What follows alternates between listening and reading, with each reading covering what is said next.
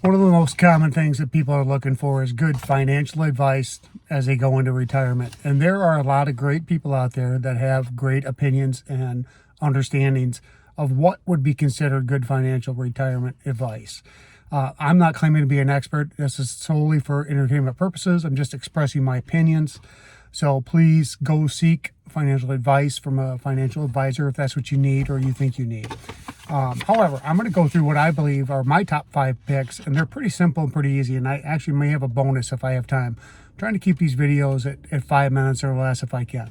So, first thing you need to know, I believe, pay off your debt. Nobody wants to take that stuff with you. You can't go into your next life when you're carrying remnants of your old life, and that would be especially debt. It will weigh you down and eat into your money. And that's not something you need when you go on a fixed income into retirement. All right, next step.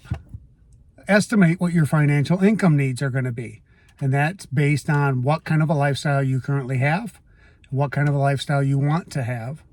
A lot of the experts out there suggest that you be somewhere between 70 and 80% of your working income for a retirement income. That can be difficult for some people. We talked about this on my channel before about my particular situation. I work a lot of overtime. It's going to be pretty hard for me to get 80% of my overtime income as I retire. But there's 2 parts to this. And the first one needs to be, you need to know what your essential income is, which is everything you have to pay for every month. That's food, shelter, insurance, those kinds of things. And the second part is what your discretionary spending is going to look like. And that's based on everybody being different, because you may be a person that wants to take a cruise every few months. You may be a person who wants to play golf every day. You may be a person that, like my mom, loves to quilt and spends lots of money on quilting. Not as much now, but before. So you need to understand what that discretionary spending is going to look like, and then base your budget around that. All right, now that you have those things, you need to evaluate what your income is going to be, because if you don't know what's coming in, it's hard to understand what you need to do for withdrawal rate of your 401ks and IRAs and etc., unless you know what your income needs are going to be. The first things you got to do is make sure you cover the essentials, and then after that, just decide on that discretionary spending where that money's going to come from. What pot are you going to take that from? I'm hoping, and I actually have figured out mathematically for my wife and I, that my pension between when I retire and 65 will cover all of our bills, meaning everything that she makes then, or any extra spending we have, can go toward saving or toward our discretionary spending, because my wife will still be working. So you need to have an understanding what that's going to look like. If you can live within your Social Security means, that means everything you have left, you can divvy up based on your discretionary spending, and that's a great place to be. Again, going back to point number 1, though, that is to be as debt-free as possible.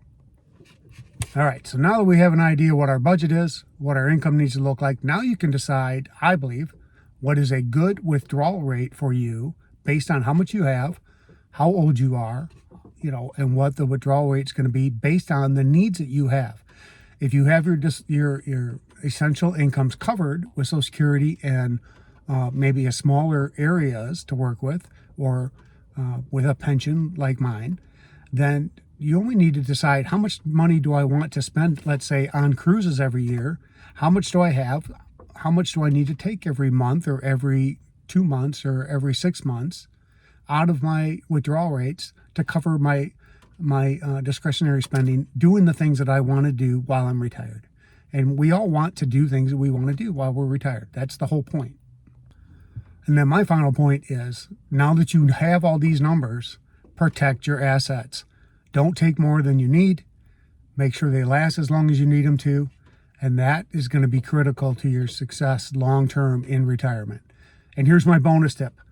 Plan for insurance costs, because we all know that it's going to be expensive and we don't know what exactly it's going to cost us.